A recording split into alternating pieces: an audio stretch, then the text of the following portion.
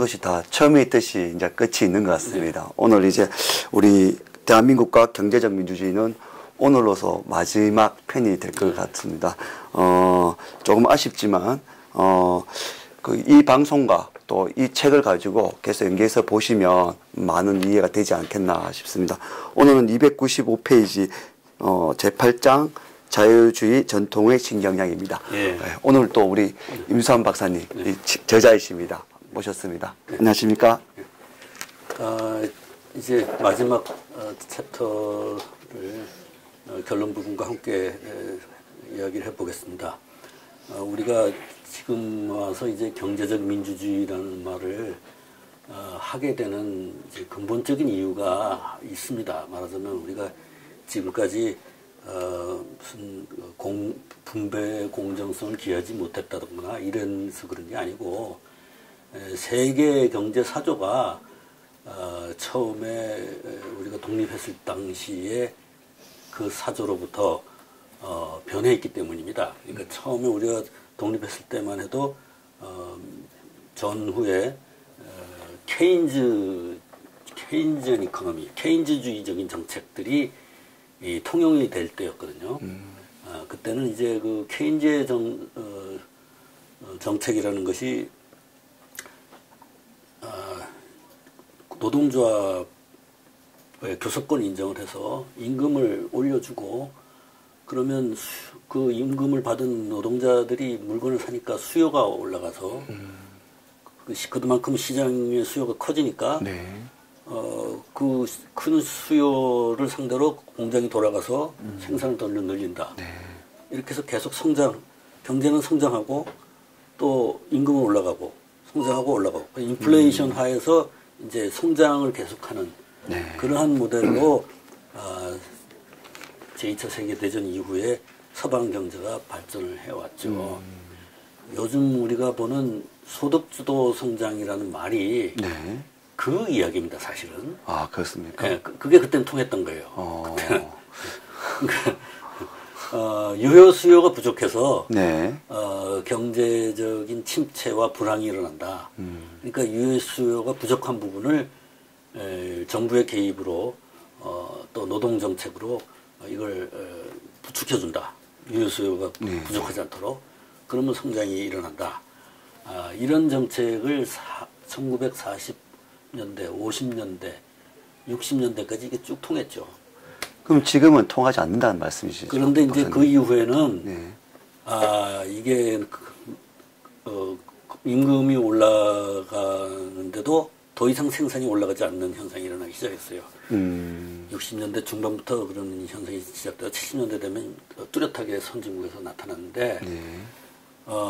옛날에는 인플레이션과 함께 성장이 일어나는데 그것이 70년대 오면 인플레이션은 일어나는데도 경제는 계속 침체되어 있는 이런 현상이 그렇죠. 그걸 뭐랍니까? 인플레이션, 디플레이션, 스태그플레이션이라고 그러죠. 스태그네이션, 네. 경제적인 스태그네이션과 인플레이션이 동반되는 그런 현상이 70년대부터 일어나기 시작한 거예요. 그래서 더 이상 케인즈언 이코노미가 작동하지 않는, 케인즈주의적인 정책이 작동하지 않는 시대로 들어간 거죠. 그리고 나서 80년대에 들어오면은 이제 미국이 우리가 지난 시간에 한번 이야기를 했지만은 70년대 달러의 그 금태환을 포기를 했죠.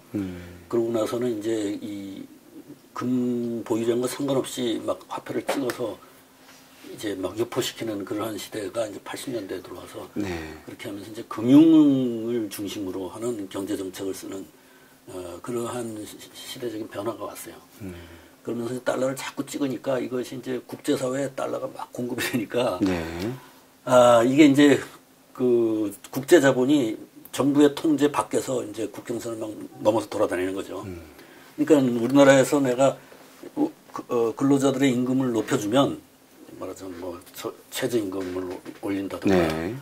또는 노사교섭위에서 임금을 올린다든가 하면 그것이 우리 국내 생산의 발전에 기여하는 게 아니라 이게 해외로 막 나가서 돌아다닌다거나 이렇게 되는 거죠. 말하자면 지금 현재 우리나라에서 월급 직장이 안정된 사람들일수록 휴일에 해외로 여행을 가버리죠. 그래서 이제 그 국내 경제에서의 순환이 되는 게 아니고 자본이 국제적으로 마구 자유롭게 돌아다니기 때문에 국내에서 소득을 올린다 그래서 그것이 국내의 생산을 자극하지 않는 그런 이제 미스매치 현상이 일어난다는 거죠. 그것도 있고 또 하나는 아마 60년대까지는 그래도 생산을 더 우리 생필품 분야에서 더 많은 생산을 하면 더 소비될 수 있는 여력이 있었는데 네. 그 이유는 뭐 집집마다 자동차 있고 뭐 냉장고 있고 세탁기 있고 뭐 가전제품 다 있는데 뭐 굳이 또 새 거 자꾸 사야 될 필요가 점점 없어진 면도 있죠. 네. 그러다 보니까 어쨌든 그런 그 소득을 부양해서 경제 성장을 선도하는 그러한 정책은 이미 시대적으로 맞지 않는 정책으로 돼버린 거예요.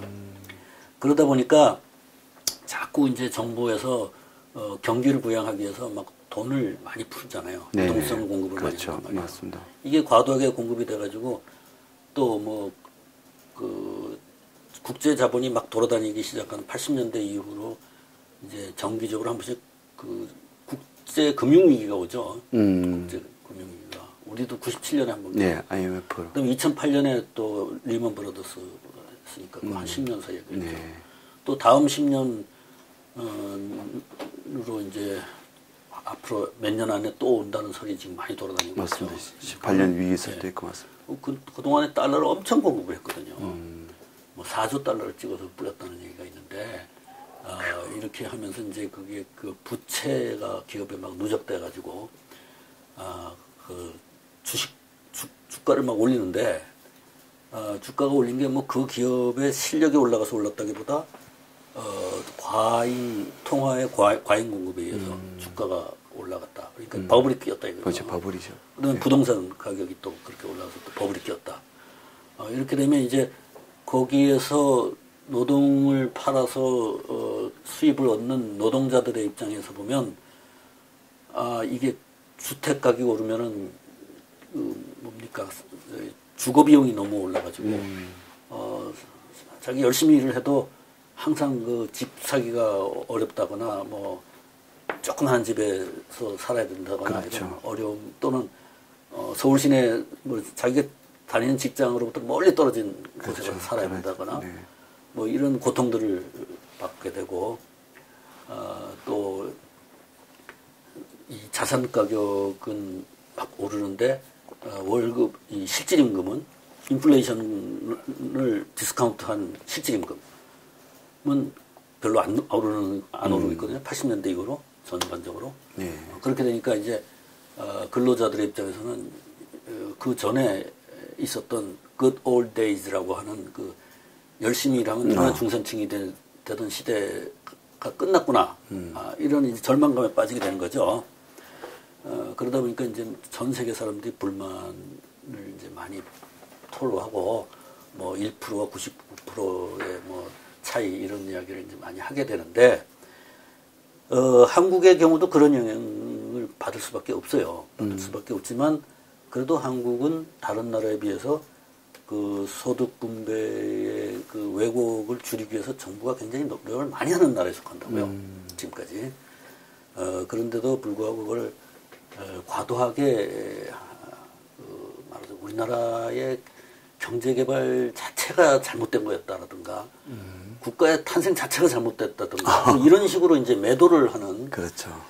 그러한 분위기가 너무 과도하게 지금 우리나라에 불을 끄고 있는 셈인데 실제로는 제가 여기 표를 하나 넣어놨는데 이거 보면 우리나라의 진위 개수가 2008년이 이제 외환위기가 그 리먼 브라더스로 세계 외환위기가 났던 시대부터 지금 15년까지 통계인데 보면 시장소득 진위 개수가 있고 가처분 소득 진위 개수가 있습니다. 그러니까 시장소득 진위 개수는 우리가 벌어온 돈을 가지고 소득을 가지고 측정한 분배 정도. 뭐 진위 개수는 높을수록 분배가 나빠진 거죠. 네. 낮을수록 분배가 잘 되고 있다. 가처분 소득은 이제 세금을 제하고 네. 또는 내가 정부에서 받은 어떤 뭡니까 보조금 같은 게 있으면 더하고 이렇게 해서 이제 정부의 개입이 된 이후에 수입을 가지고 잰 진위계수가 있습니다. 네. 그러면 시장소득 진위계수는 2018년에 0.319, 그 다음에 0.320으로 악화됐지만 그 이후로 쭉 개선돼 갖고 15년 되면은 0.30 정도로 됩니다. 이 정도면 OECD에서도 중간 정도. 3월 5리가 중간 정도 되는. 네, 중간 정도 되는 네. 지수지 절대로 나쁜 지수가 아닙니다. 네. 우리보다 좋은 곳은 대개 뭐 덴마크라든가 이런 소규모 경제들이 많기 때문에 네. 이 정도면 굉장히 좋은 성적이에요. 그런데 이제 가처분 소득으로 가면 2008년에 0.294로부터 네. 쭉 해서 0.269로 이렇게 쭉 예. 오는데 이 개수에서 이 개수의 값을 뺀 값을 차이가 네. 이쭉 개수가 늘어나고 있죠. 네. 0.36. 뭐 3푼 6리까지 지금 된 것 같은데. 0.25부터 시작해서 예. 0.25부터 0.36까지 올라갔죠. 예. 이게 차이가 뭐겠습니까? 이거는 정부가 그만큼 개입을 한 정도를 얘기하는 거죠. 정부가 소득 재분배를 위해서 얼만큼 개입을 했는가. 정부 개입의 효과가 이 차이를 얘기하는 거죠. 그러니까 이 차이가 크면 클수록 정부가 개입을 개입 많이 했다. 네. 네. 그러니까 우리나라 정부는 이렇게 계속 개입을 해왔다는 거예요. 이 정도, 이게 3푼 6리면 한 OECD 국가에서도 한 어느 정도 아니 이게 차이에 대해서는 뭐 OECD 통계가 없으니까 없을 거. 뭐 비교할 상대는 좀 아닌데 네. 제가 여기서 얘기하는 이유는 우리나라 정부가 절대로 가만히 있었던 정부가 아니라는 거예요. 네. 소득 재분배를 위해서 굉장히 노력하는 정부라는 거죠. 네.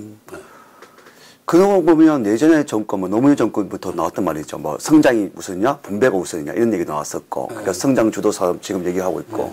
근데 이제 성장이냐, 뭐 분배가 먼저냐 하는 말은 거의 그 정치적인 뭐 어떤 말장난 같은 건데, 그게 어느 게 뭐 어느 거를 무시하고 어느 것만 할 수는 없는 일이에요. 어느 나라나. 그런데 말하자면 미국 같은 경우에는 분배 부분이 상당히 소홀한 편이죠. 우리에 비하면. 그 소득 격차가 굉장히 많이 나는. 진위계수 굉장히 높죠. 우리보다. 네. 그렇지만 이제 전체적으로 다들 우리보다 잘 사니까 어느 게 좋은 건지 그 판단하겠다. 하기야 뭐 인구 수도 있고 차이가 있기 때문에 그러니까 객관적으로 구분하기 좀 그렇겠습니다. 부자가 더 잘 살아지는 만큼 가난한 자도 더 개선된다면 그게 나쁜 건 아니겠죠. 그렇죠. 근데 부자가 더 잘 사는 만큼 가난한 자 걸 뺏어서 잘 산다면 그건 그게 나쁜 문제가 거겠죠. 되겠죠. 근데 이제 미국 같은 경우도 그게 뺏어가는 건 아니고 부자가 더 잘 살면 가난한 자도 조금은 개선된다. 이런 정도의 그 원리가 아직은 적용된다 해서 미국의 상태에 대해서도 경제학자들이 그렇게 심하게 비난하고 있지는 않은데 거기에 비하면 한국은 훨씬 더 정부가 개입을 해서 경제적 빈부의 격차를 최대한 줄이고 굉장히 노력하는 정부에 속한다 이거예요. 우리나라에는 균등 경제라는 말이 건국 초부터 있었던 말이고 그래서 기본적으로 우리나라 문화가 균등한 그런 것을 굉장히 추구하는 문화라고요. 그래서 우리 정부가 또 그렇게 해왔고 어떻게 보면 사회주의적인 기본 그것도 될까요? 사회주의적인 엘리먼트, 사회주의적인 성분이 우리나라에 많이 들어와 있죠. 말하자면 그 공기업 같은 것도 굉장히 많았었잖아요. 우리나라에. 네, 맞습니다. 그 IMF 이후에 많이 민영화시켜 버렸는데. 맞습니다. 근데 사실 지금도 민영화됐지만 그 민영화된 공기업들 대부분이 실질적으로는 그 인사권을 정부에서 행사하고 있어요. 정부라기보다 뭐 청와대, 그다음에 기재부 여기서 행사하고 있는 데가 많아요. 국민은행을 비롯해서. 그러니까 이게 무슨 정부 것도 아니고 민간도 아니고 그래서 어정쩡한 흔히들 말하기를 반공무원이다 뭐 이런 얘기를 하지 않습니까? 그렇죠. 예. 근데 이제 그게 옛날에는 그 오히려 더 완전히 정부 거였을 때는 정말 공무원 비슷하게 이렇게 운영이 됐었는데 요즘은 민간기업도 아니고 공무원도 아닌 어정쩡한 그런 상태다. 그런 식으로 이제 운영되고 있죠. 새로운 용어가 탄생해야 될 것 같습니다. 네. 아무튼 그래서 이제 우리나라가 이제 개발 초기하고는 지금하고 많이 모든 여건이 달라지면서 어떤 변화를 추구하고 있는데 그 변화가 분명한 방향성을 갖고 추구하고 있는지 그렇지 않으면 좀 혼란스럽게 이렇게 변화되고 있는지에 대해서 우리가 항상 자성의 부분은 있다고 봅니다. 네. 어쨌든 그런 이제 우리 전체적인 국제 경제에 압력이 있다는 거죠. 국제 경제 압력이. 그러니까 균등 경제를 유지하기 어렵게 만드는 그런 게 있어서 자본이 자꾸 이렇게 이동을 하면은 어떻게 되냐면 자본이 임금이 싼 지역을 찾아가죠. 그렇죠. 제조업을 투자할 때는. 지금 중국에서 베트남으로 가는 식으로. 그렇죠, 그렇죠. 우리나라에서 중국으로 갔다 중국에서 베트남으로. 예. 그 다음에 법인세가 적게 매기죠. 법인세를 적게 매기는 나라를 그래서 해외 선호하겠죠.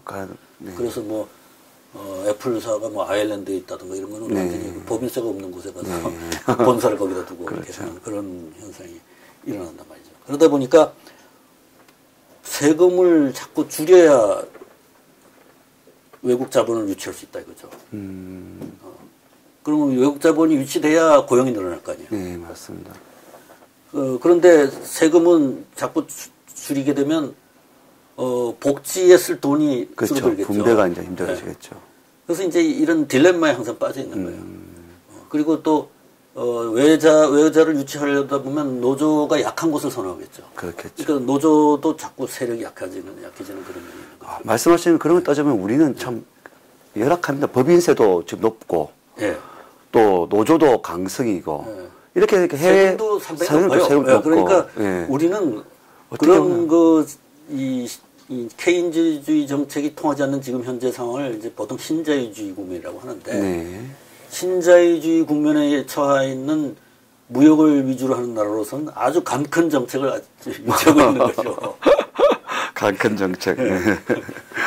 지금도 많이 그렇고 복지도 계속 늘려왔어요. 예, 고맙습니다. 지금도 계속 늘고 있는데 뭐 없는 사람들한테는 뭐 많이 달라졌다 하지만 또 실질적으로 보편적인 보면 크게 이렇게 또 달라진 게 있는가 하는 분들도 계시고 뭐 그렇습니다 보니까. 네. 그런데 뭐 복지 혜택은 눈에 띄게 많이 개선됐어요. 그렇죠. 뭐 의료보험이라도 그렇고 실업보험도 그렇고 네. 그런데 과연 이제 이게 서스테이블을 하냐는 문제죠. 네. 그 복지를 계속 늘리려면 재원이 있어야 되는데. 그렇죠. 재원이 있어야 되는데.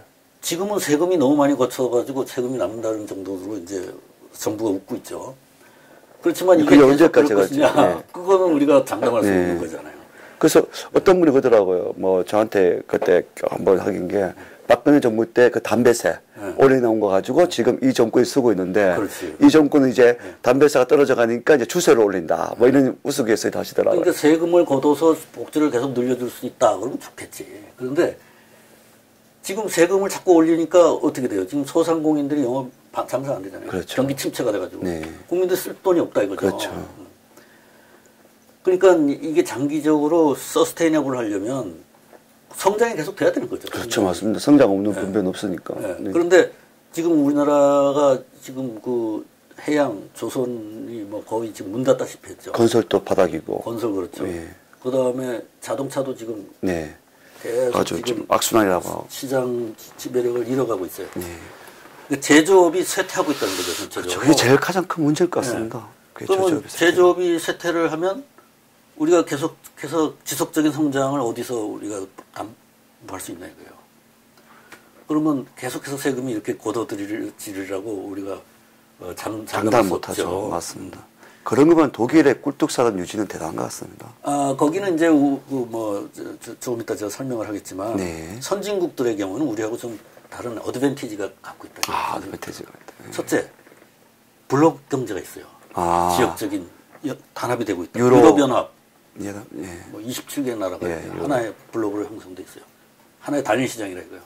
우리가 거기 들어가기에는 조금 그래도 턱이 있지만 자기네들끼리 완전히 자유로. 또 독일에서 자동차를 생산할 때 독일의 인건비가 비싸면 헝가리에 가서 자동차 조립을 하는 거예요. 헝가리는 동유럽에 있다가 이제 서유럽으로 들어온 지 얼마 안 되는 나라라서 아직 경제가 침체돼 있고 인건비가 싸다 이거예요.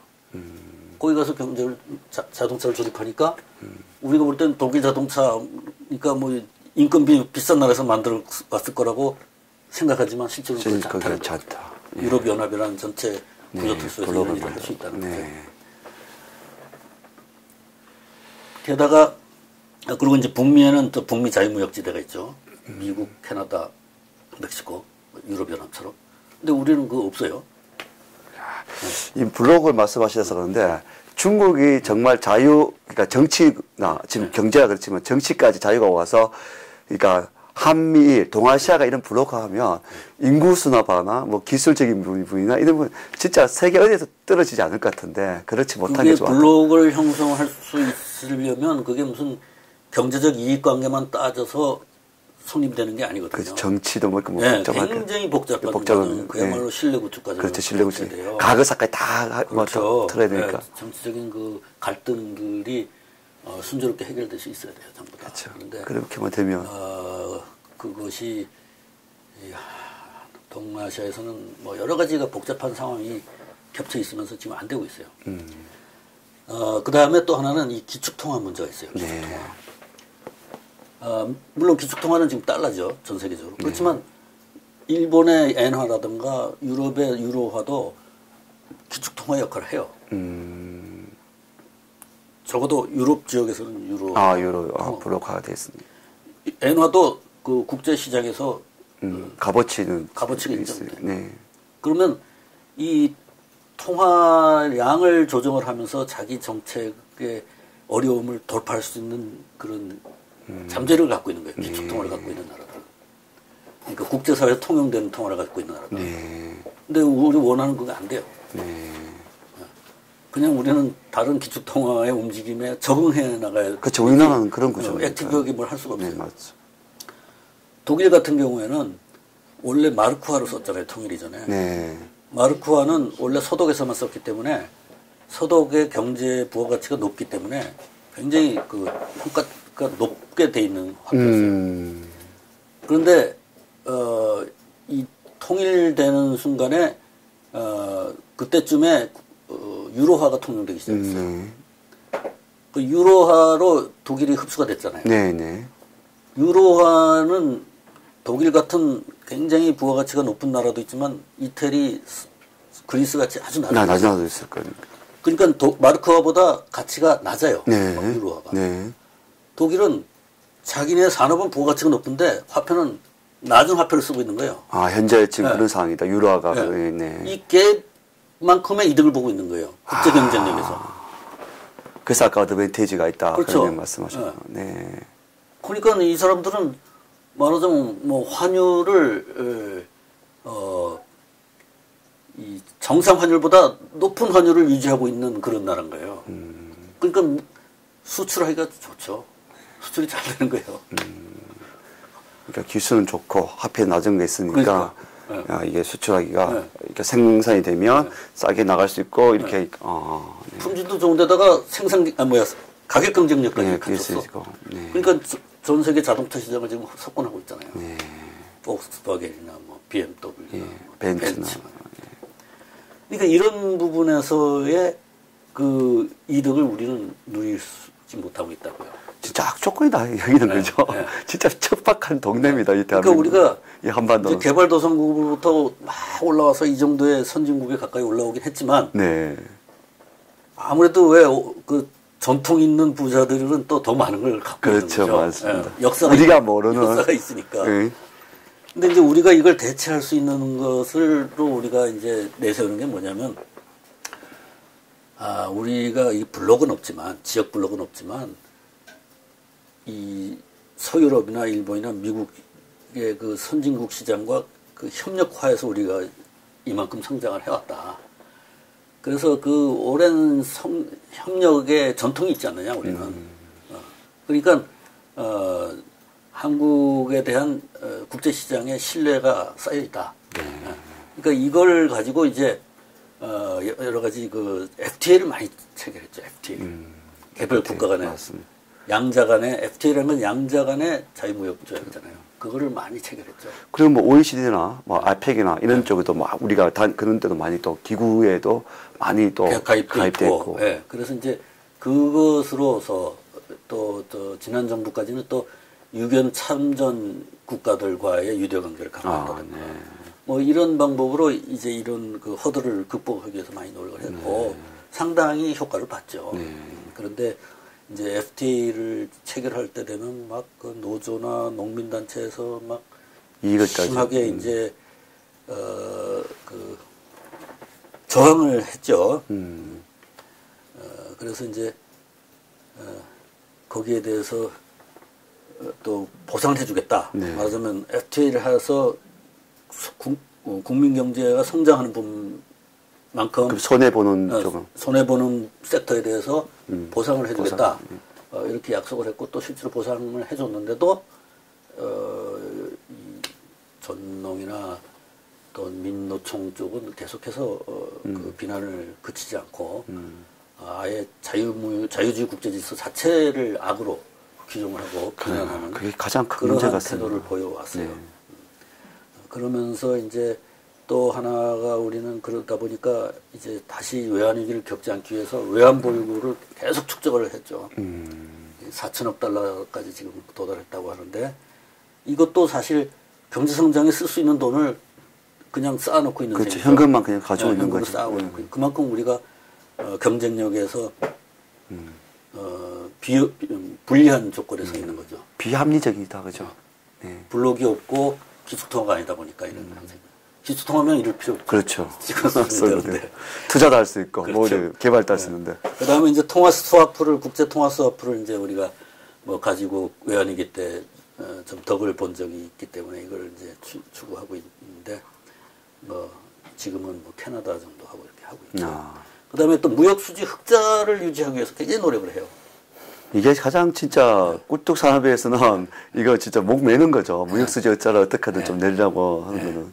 근데 이제 무역 수지가 뭐 흑자가 될 수 있고 적자가 될 수 있고 좀 플렉서블하면 좀 더 경제 정책을 쓸 수 있는 폭이 넓을 텐데 이게 흑자가 유지가 안 되면 곧 외환위기에 대한 취약성 문제가 나오기 때문에 가정 경제부터 진짜 크게 위협을 받지 않습니까? 다른 나라에서 이제 한국을 좀 신뢰를 이제 꺾을까봐 하다 보니까 무역 수지 흑자를 유지하기 위해서 또 고심을 해야 되는 이런 여러 가지 한국이 갖고 있는 핸디캡들이 있는 거죠. 그래서 이런 상태에서 어떻게 고용을 증대시키고 소득 불균형을 적게 축소할 것이냐. 이게 굉장히 어려운 문제인데 이런 것을 하기 위해서 문제입니다, 아까 진짜. 이야기한 그 그래프에 보듯이 도표에서 보듯이 정부가 굉장히 노력을 해왔다는 거. 그거를 시민사회에서 너무 함부로 폄훼하고 있다는 게 제 평가예요.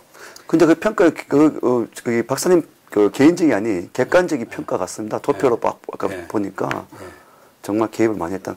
이게 참 지금 가장 큰 문제지 않겠나 싶습니다. 이 국내 노사관계에서 계급 전쟁 조짐이 이게 지금 그것이 앞으로 우리 경제를 가장 크게 위협을 할 지금 우리가 아마 제조업이 쇠퇴하는 가장 큰 원인이 그걸 거예요. 이 노사관계가 안정이 안 되면 투자가 안 들어오고, 그렇죠. 또 국내에 있는 자본가들도 투자하기를 꺼리고, 그렇죠. 해외로 지금 나오고 있으니까. 그리고 이제 이 어떤 기술 분야에서의 혁신을 하기도 어려워요. 신기술 도입하려면 계속 도태될 수밖에 없습니다. 노사간의 이해가 없으면 신기술, 신생산 공정을 도입하기도 어렵다. 그렇죠.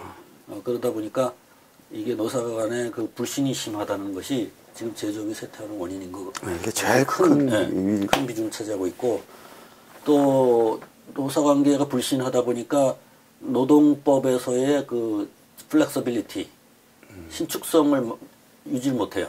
말하자면 고용에서도 어느 정도 해고의 자유가 있어야 되고 또 자본가로서도 또 고용을 유지하려는 의지가 있어야 되고 이러는데 이걸 신축성을 부여하지 않으면 이제 노동자들이 뭐 일을 하다가 자기의 충원을 위해서 잠시 쉬었다가 또 노동시장에 들어갈 수도 있고 또 육아를 위해서 노동시장에서 나왔다가 다시 들어갈 수도 있고 또 필요에 따라 파트타임으로 일할 수도 있고 풀타임으로 일할 수 있고 이런 것이 자유로워져야 이 신산업에 적응하기 쉬운데 우리나라는 이게 굉장히 경직돼 있잖아요. 네, 맞습니다. 이걸 자유롭게 하려면 노동법을 다 고쳐야겠죠. 규제를 완화시켜야 되는데 그러면 노조에서 막 그 악을 쓴다고요. 뭐 노동 압살한다 그러면서. 네. 그런데 현대 경제가 이제 노동자들도 다 뭐 고등학교, 대학교들 나온 학벌도 좋죠. 좋은 사람들이고 또 우리가 하고 있는 산업이 상당히 현대적인 산업이라서 신기술도 많고 아무나 갖다가 이렇게 투입하면 금방 대체될 수 있는 노동력들이 아니잖아요. 그렇죠. 그렇기 때문에 한 사람 한 사람 노동자가 부가가치가 높기 때문에 그 사람들이 자유롭게 이렇게 움직일 수 있어야 창의적인 것이 나오는데 이게 묶어놓으면 새로운 게 나올 수가 없고 정체되죠. 네, 정체될 수밖에 없는 거죠. 그러다 보면 이제 국제 경쟁력을 자꾸 상실하고 이렇게 그러면 이제 점점 더 짭 시장이 이제 어려워지고 그럼 빈빈 부익부도 더 심해지고. 지금 가장 큰 문제는 박사님도 들어서 알 수 있지만 이 민노총 같은 경우에는 현대판 음서 제도로 하잖아요. 네. 자신이 했던 일을 자식에게 물어준다. 그렇죠. 이런 나라가 있습니까? 저는 그거 참 이제 너무 놀라서 합니다. 그런 건 이제 노조의 부패죠. 예, 진짜 이거를 많은 사람들이 정말 알고 인지하고 그래서 노동법의 나쁜 걸 깨고 아까 말씀하신 대로 모든 사람들이 좀 좀 자유롭게 할 수 있도록 신축성 있게 할 수 있도록 모두가 자유를 가지고 신축성 있게 움직이면서 모두 전체적인 생산성을 높이는 방향으로 가야 되는데 그렇죠. 지금 사회복지를 우리가 자꾸 강화하고 있기 때문에 이거는 이제 이론적으로 뭐냐면 사회복지를 강화하는 이유는 이동을 자유롭게 해주기 위한 하나의 뒷받침이란 말이에요. 네.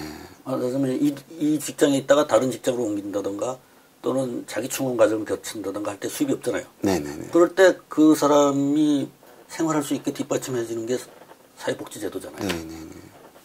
의료보험이라던가 뭐 실업보험이라던가 이런 것들이 그걸 뒷받침해 주는 거 아니에요.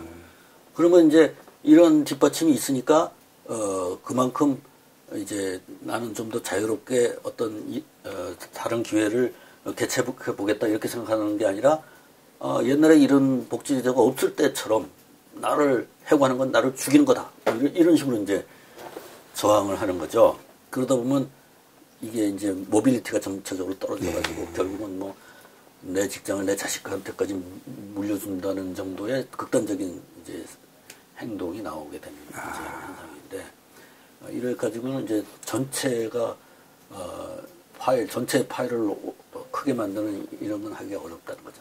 사회적인 불신이 있는 신뢰가 높지 않은 사회에서는 생산성도 높이 올라갈 수 없다. 좋은 일자리를 창출할 수도 없다. 그렇죠. 이런 얘기죠. 그래서 아무튼 이 선진국에서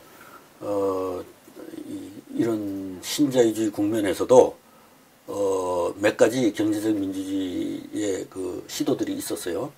이게 계급 전쟁 방지입니다. 네. 그런데 이제 그 첫째가 이제 협동조합 운동이 있고 이거는 뭐 오래된 역사를 갖고 있죠. 19세기부터 길드라는 이름으로도 길드 시작되는 이후에 이제 나온 그 협동조합은 주식회사하고 달리 내가 협동조합원으로서의 투자자이기도 하고 또 거기에서 내가 일하는 근로자이기도 하다. 네. 그런 이제 협동조합 또는 소비조합. 내가 주를 가지고 있고 또 거기에 카스터머다. 소비자다.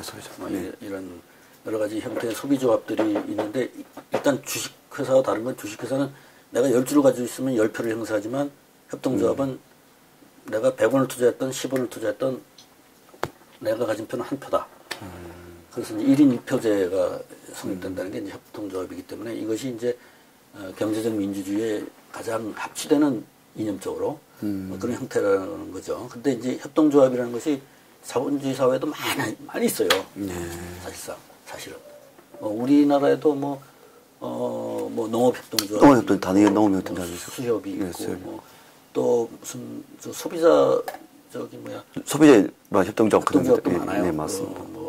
유기농 물건을 사고 파는 그런 협동조합들도 있고 이런 것들이 이제 우리나라에도 많지만 선진국에도 많이 있기 때문에 자본주의 경제가 순수 자본주의 경제가 아닌 이런 혼합 경제적인 요소들이 있다 이거죠. 네.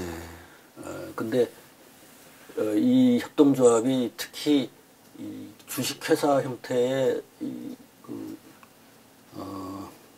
이윤을 추구하는 회사가 할 수 없는 사업, 그럼에도 불구하고 인간한테 그게 꼭 필요한 사업, 이런 분야에서 이제 협동조합이 성공을 하는 경우가 꽤 있더라는 거죠. 네.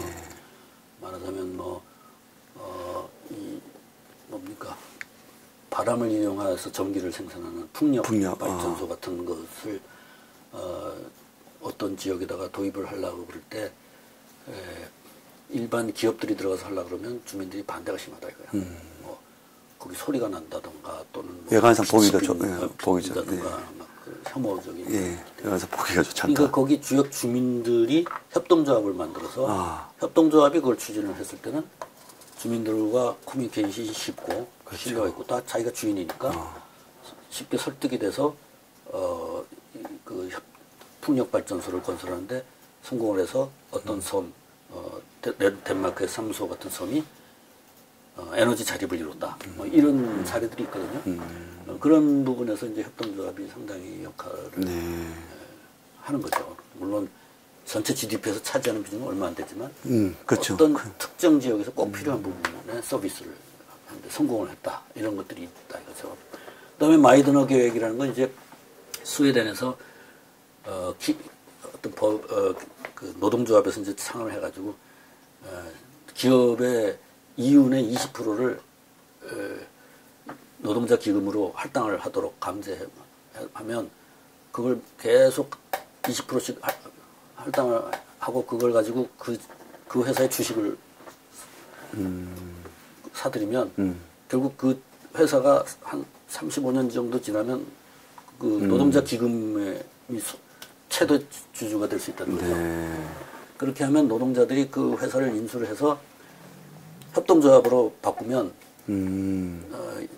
경제 민주주의가 실현될 수 있다. 이런 시도를 했었어요. 그런데 그것이 중간에 여러 가지 정치적인 저항을 받고 또 여러 가지 부작용이 일어나고 하다 보니까 어중간하게 가다가 실현이 되지 않고 그냥 그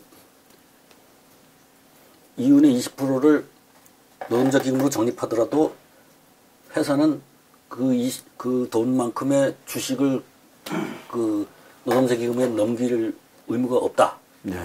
이렇게 해버리고 그러니까 주식시장에 가서 사야 되는 거예요. 그리고 이제 다른 여러 가지 규제가 들어오는 바람에 이게 실현이 안 되고 그냥 노동자 기금을 가진 노동자들이 노동조합을 경영자 회의에 참여시키는 그런 정도에까지만 진전을 하고 말았어요. 네. 그 다음에 이제 노동경영보고와 공개법이라는 게 미국의 미국의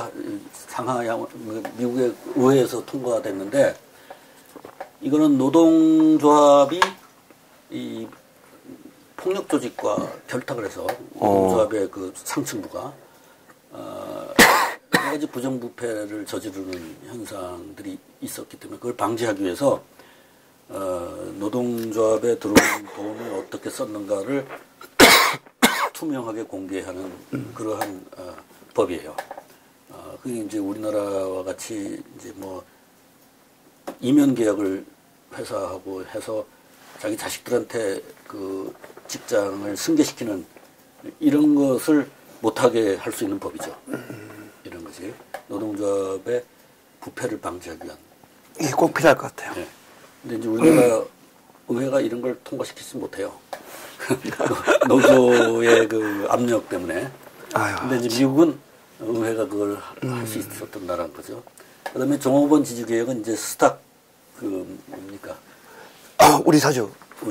네. 이런 건데, 이런 것들이 이제 자본주의적이지 않은 하나의 경제적 민주주의 조치들이라고 볼 수 있는 것들이 이제 이렇게 있고, 우리나라는 그 이외에 공기업이 이제 많이 있었는데, 지금은 이제 그것도 막 흐지부지 됐는데, 이런 것들로 해서 이제 자본주의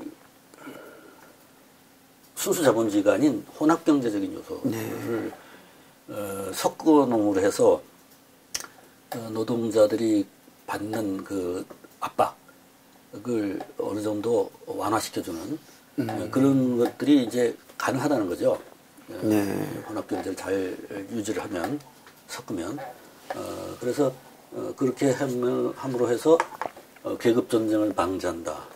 또 더 나아가서는 노사 간의 신뢰를 더 증진시킨다. 그렇게 하면 더 이제 이 노동시장의 신축성을 유지할 수 있고, 그럼 생산성을 올릴 수가 있고, 그럼 고용이 증대되고, 또 더 나아가서는 이제 빈부격차도 줄어들게 되고, 뭐 이런 것이 이제 선순환이 되겠죠.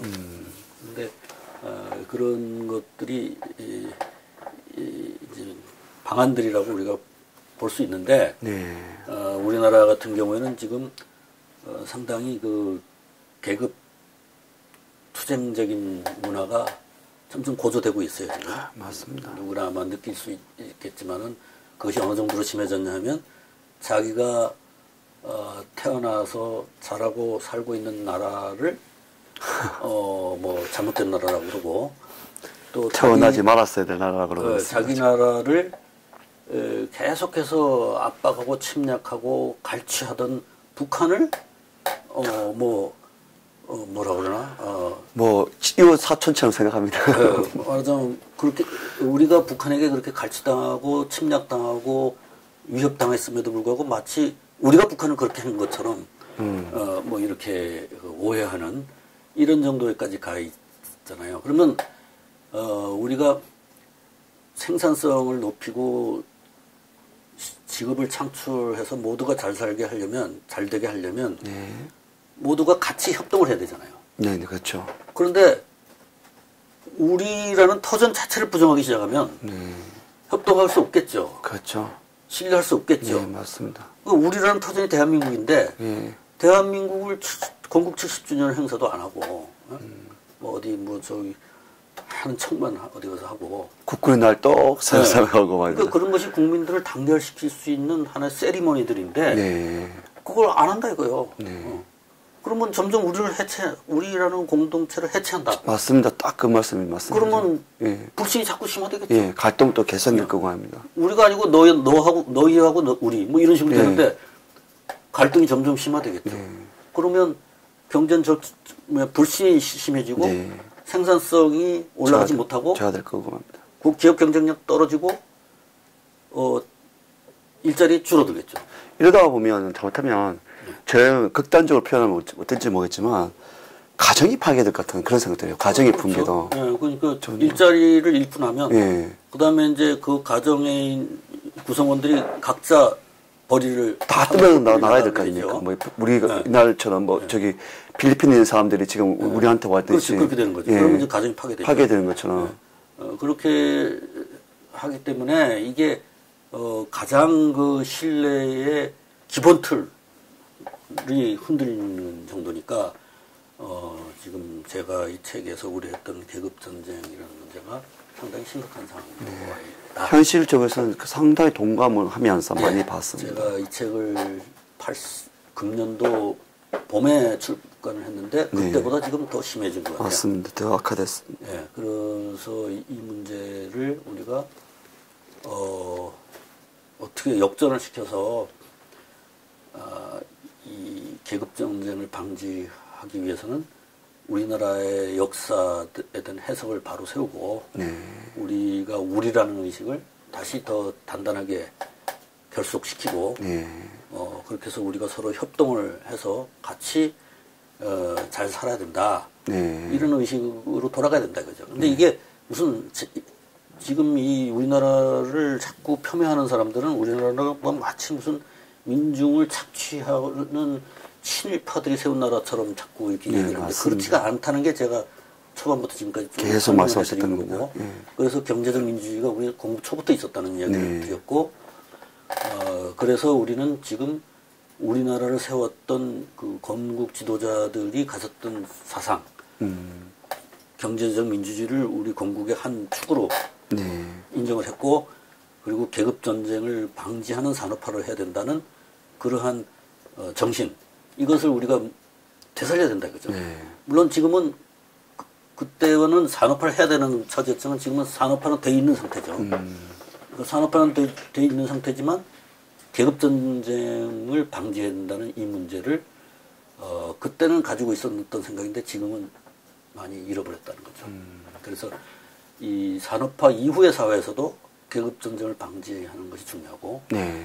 그래서 경제적 민주주의 전통을 그때와는 다른 형태로 네. 우리가 적용을 할 필요가 있지 않겠냐, 그렇게 생각을 하고, 그리고 원래 경제적 민주주의를 채택했던 이유가 계급 전쟁을 방지하는 산업화, 그리고 국가의 독립을 확고히 하는 것이었잖아요.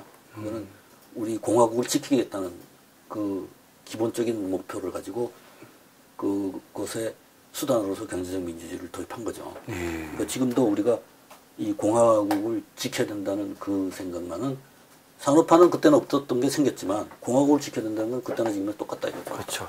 보편적 가치는 똑같습니다. 네. 맞습니다. 그걸 잃고 나면 산업화가 됐음에도 불구하고 우리는 다시 가난해지는, 나락으로 떨어질 수밖에 없습니다. 성장이 쇠퇴하고 네. 가난해지는 형태로 뒷걸음칠 수 있다는 거죠. 그래서 이 정도로 이제 이 책의 결론을. 오늘 결론까지 깔끔하게 말씀해 주셨습니다. 예, 너무 고맙고요. 다시 한번 말씀드리지만 이 대한민국과 경제적 민주주의 책을 이 영상 우리 유튜브에 이해란 TV 오면 있습니다. 1화부터 다 있으니까 차근차근 같이 보시면 큰 도움이 될 것 같고요. 세부적인 계획은 이제 향후 계획은 그렇습니다. 우리 이해란 TV는 책을 이렇게 같이 읽고 공유하는 차원에서 지금 박사님하고 저하고 지금 아직 발표할 단계는 아니지만 대한민국 정치가 왜 이렇게 되는가, 이렇게 정치학 개론부터 한번 해보자 해서 책을 지금 선정하고 있습니다. 박사님께서 책이 선정됨과 동시에 한번 다시 또 방송에서 또 뵙도록 하겠습니다. 예, 그동안 고맙습니다. 고맙습니다. 네, 고맙습니다.